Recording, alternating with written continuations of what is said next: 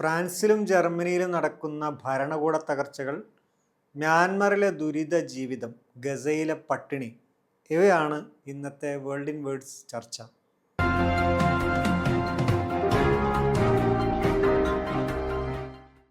Ukraine Russia യുദ്ധം കൂടുതൽ ചൂടുപിടിച്ചുകൊണ്ടിരിക്കുന്നു. മോസ്കോയിൽ റഷ്യയുടെ രാസായുധ വിഭാഗം തലവനെ വധിച്ചതായുള്ള യുക്രൈൻ്റെ അവകാശവാദം കാര്യങ്ങളെ വേറൊരു തലത്തിലേക്കാണ് കൊണ്ടുപോകുന്നത്. വേറൊരു ഭാഗത്ത് ഡൊണാൾഡ് ട്രംപ് അമേരിക്കയിൽ അധികാരം ഏറ്റെടുക്കാൻ പോകുന്നു. അതിനാമുഖമായി പത്രസമ്മേളനം നടത്തി രംഗത്തെത്തിയിരിക്കുന്നു അദ്ദേഹം. ഇതിനൊക്കെ ഇടയിൽ അപ്പുറത്ത് നിന്നും ഇപ്പുറത്തു നിന്നുമൊക്കെ വരുന്ന വാർത്തകൾ അത്ര കണ്ട് ഗുണകരമല്ലെന്നാണ് സൂചന. ഫ്രാൻസിലും ജർമ്മനിയിലുമൊക്കെ ഭരണകൂടങ്ങൾക്ക് ചില ഇളക്കങ്ങൾ സംഭവിച്ചിരിക്കുന്നു. ഹോൺസ ബൈഹു ആണ് ഫ്രാൻസിൻ്റെ പുതിയ പ്രധാനമന്ത്രി. സ്വയം തന്നെ കൺട്രിമാൻ എന്നാണ് അദ്ദേഹം വിശേഷിപ്പിക്കുന്നത്. മിഷേൽ ബാർണിയെ വിശ്വാസ വോട്ടെടുപ്പിൽ തകർന്നതോടെയാണ് ബൈഹുവിൻ്റെ വഴി തെളിഞ്ഞത്.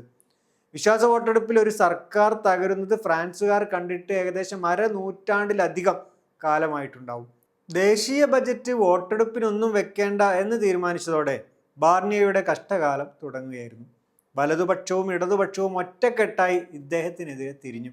സ്ഥാനം നഷ്ടമായി. രാജ്യം സാമ്പത്തികമായി പെട്ടുകിടക്കുന്ന അവസ്ഥയിൽ സംഭവിക്കുന്ന രാഷ്ട്രീയ പ്രശ്നങ്ങൾ ഫ്രാൻസിന് ഏതായാലും ഗുണകരമല്ല. ഇമ്മാനുവൽ മക്രോൺ ഒന്നുകൂടെ വിയർക്കേണ്ടി വരും എന്ന് സാരം. നേരത്തെ നീതിന്യായ വകുപ്പ് മന്ത്രിസ്ഥാനത്ത് നിന്നും അഴിമതി ആരോപണം കാരണം രാജിവെക്കേണ്ടി വന്ന ആളാണ് പുതിയ പ്രധാനമന്ത്രി ബൈഹു. എത്ര കാലം ഈ പ്രധാനമന്ത്രി വാഴുമെന്ന് ആർക്കറിയാം. ജർമ്മനിയിലെ കാര്യവും മോശമല്ല. ചാൻസലർ ഒളാഫ് ഷോൾസ് അവിശ്വാസത്തിൽ കാലിടറി വീണിരിക്കുന്നു. പുതിയ സർക്കാർ വരണമെങ്കിൽ 2025 ഫെബ്രുവരി കഴിയണം എന്നതാണ് ജർമ്മനിയിലെ നിലവിലെ അവസ്ഥ. ബജറ്റും സാമ്പത്തിക പ്രശ്നങ്ങളും ഒക്കെ തന്നെയാണ് ജർമ്മനിയെയും അലട്ടുന്നത്. കൂടുതൽ കടം വാങ്ങുകയല്ലാതെ വേറെ വഴിയില്ല എന്നതാണ് അവസ്ഥയെങ്കിലും അതിനും സാധിക്കാത്ത സ്ഥിതിയിലാണ് രാജ്യം. കൊറോണയുമായി ബന്ധപ്പെട്ട ആവശ്യങ്ങൾക്ക് നീക്കിവെച്ചിരുന്ന 60 മില്യൺ യൂറോ വകമാറ്റി ചെലവഴിക്കാൻ കഴിയില്ല എന്ന രാജ്യത്തെ ഭരണഘടനാ കോടതിയുടെ വിധിയാണ് ജർമ്മനിയുടെ തലവര കുഴപ്പത്തിലാക്കിയത് എന്ന് വിദഗ്ധർ വിലയിരുത്തുന്നു. അതോടെ സർക്കാരിന് ജനപിന്തുണയ്ക്ക് ഇടിവ് സംഭവിച്ചു. യുക്രൈനെ സഹായിക്കുന്നത് എങ്ങനെയായിരിക്കണം എന്നതിലും അഥവാ റഷ്യ തങ്ങൾക്കെതിരെ തിരിഞ്ഞാൽ രാജ്യത്തിൻ്റെ സൈനികരെ എങ്ങനെ തയ്യാറെടുപ്പിക്കണം എന്ന കാര്യത്തിലും ജർമ്മനി പ്രതിസന്ധി നേരിടുന്നുണ്ട്. സ്ഥിരതയുള്ള സർക്കാർ ഇല്ലാതെ ഇക്കാര്യത്തിലൊന്നും ധൈര്യമായി മുന്നോട്ടു പോകാനും കഴിയില്ല.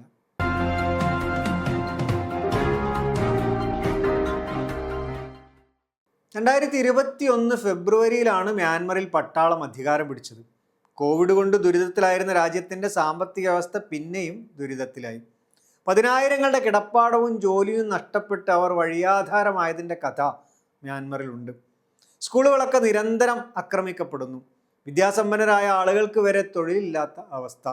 കുട്ടികളുടെ പഠനമൊക്കെ വെറും സ്വപ്നമായി മാറുന്നു.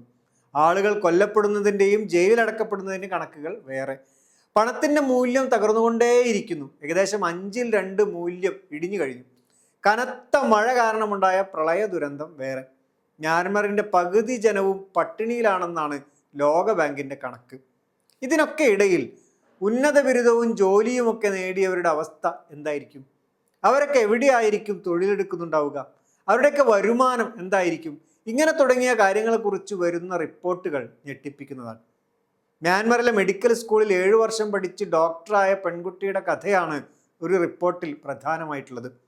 പഠനമൊക്കെ കഴിഞ്ഞ് ബിരുദം നേടിയവർ ജോലിക്ക് തയ്യാറായപ്പോഴേക്കും രാജ്യം തകർച്ചയുടെ വഴിയിലേക്ക് നീങ്ങിയിരുന്നു. ഈ പെൺകുട്ടിയുടെ പിതാവാകട്ടെ കിഡ്നി രോഗിയും. അപ്പോഴാണ് ഡേറ്റിങ്ങിന് പോകുന്ന പെൺകുട്ടികളെ ഇവർ പരിചയപ്പെടുന്നത്. ആ സമയത്ത് ഒരു ഡോക്ടർക്ക് കിട്ടുന്നതിൻ്റെ ഇരട്ടിയായിരുന്നു ഡേറ്റിങ്ങിന് പോകുന്നവരുടെ വരുമാനം. ഈ പെൺകുട്ടിക്ക് വേറൊന്നും ആലോചിക്കാനുണ്ടായിരുന്നില്ല. അവർ ഇവർക്കൊപ്പം ചേർന്നു. കഴിഞ്ഞ 1 വർഷമായി ഇവർ ലൈംഗിക വൃത്തി ചെയ്യാൻ നിർബന്ധിക്കപ്പെട്ടവരുടെ പട്ടികയിലാണ് ഉൾപ്പെടുന്നത്. ലൈംഗിക വൃത്തി ആവട്ടെ മ്യാൻമറിൽ നിരോധിച്ചതുമാണ്. ഈ തൊഴിലിൽ ഏർപ്പെടുന്നവർ പിടിക്കപ്പെട്ടാൽ പോലീസിന് പണം കൊടുത്താണ് രക്ഷപ്പെടുക. അതോടെ അവർ വീണ്ടും പണമുണ്ടാക്കാൻ നിർബന്ധിക്കപ്പെടുന്നു എന്ന അവസ്ഥയും ഉണ്ട്. എത്ര സ്ത്രീകൾ ഇത്തരത്തിൽ തൊഴിൽ ചെയ്യുന്നുണ്ട് എന്നതിന് യാതൊരു കണക്കുമില്ല. മിക്കവാറും വിദ്യാസമ്പന്നരായ പെൺകുട്ടികളാണത്രേ ഈ തൊഴിലിലേക്ക് ഇറങ്ങുന്നത്. ഡോക്ടർമാരും അധ്യാപകരും നഴ്സുമാരുമൊക്കെയാണ് ഈ മേഖലയിൽ ഇപ്പോഴുള്ളത്. നേരത്തെ തന്നെ സൈന്യത്തിൻ്റെ പീഡനങ്ങൾക്ക് വിധേയരായ സ്ത്രീകളുടെ അവസ്ഥ കൂടുതൽ പരിതാപകരമാവുകയാണ് ഇപ്പോൾ.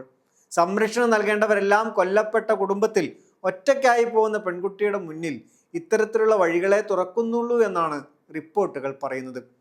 യുദ്ധം അവശേഷിപ്പിക്കുന്നത് എന്തായിരിക്കും എന്നതിനുള്ള വർത്തമാനകാല സൂചനയാണ് മ്യാൻമർ നൽകുന്നത്. 2026 മ്യാൻമറിൽ വ്യാപകമായി തുന്നൽക്കടകൾ തുറക്കുകയും 1.5 മില്യൺ ആളുകൾക്ക് തൊഴിൽ നൽകുകയും ചെയ്യുന്ന ഒരു പരിപാടിക്ക് മ്യാൻമറിലെ മുൻ സർക്കാർ പദ്ധതി ഇട്ടിരുന്നു. പക്ഷേ യുദ്ധം എല്ലാം തകർത്ത് കളഞ്ഞു. തുടങ്ങിയ കടകൾ പോലും അടച്ചുപൂട്ടി. കിട്ടുമെന്ന് പ്രതീക്ഷിച്ച തൊഴിലുകൾ സാധാരണക്കാരായ സ്ത്രീകൾക്ക് വരെ നഷ്ടമായി. ദുരിത ജീവിതത്തിലൂടെ കടന്നു പോകുമ്പോഴും മാന്യമായി ജീവിക്കാൻ കഴിയുന്ന നാളെ സാധ്യമാവും എന്ന വിശ്വാസത്തോടെ ജീവിക്കുകയാണ് മ്യാൻമറിലെ സ്ത്രീ ജീവിതങ്ങൾ.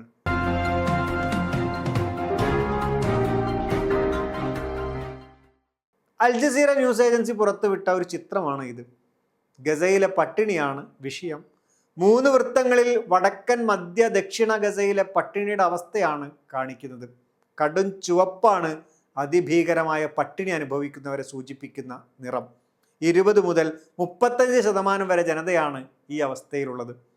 ഏകദേശം അതിനടുത്തുള്ള അവസ്ഥയാണ് ചുവപ്പിനുള്ളത്, 30-35%. ഗസ നഗരമൊക്കെ ഉൾപ്പെടുന്ന വടക്കൻ ഗസ ഭാഗത്താവട്ടെ പട്ടിണിയുടെ അവസ്ഥ ഭീകരമാണ്. 50% പട്ടിണിയിൽ കഴിയേണ്ടി വരുന്ന ജനത അവിടെ ഉണ്ടാവുന്നത്. മാനുഷിക ഇടപെടലുകൾക്ക് ഒരു സാധ്യതയുമില്ലാത്ത അവസ്ഥയിലാണ് കാര്യങ്ങൾ കടന്നു പോകുന്നത്.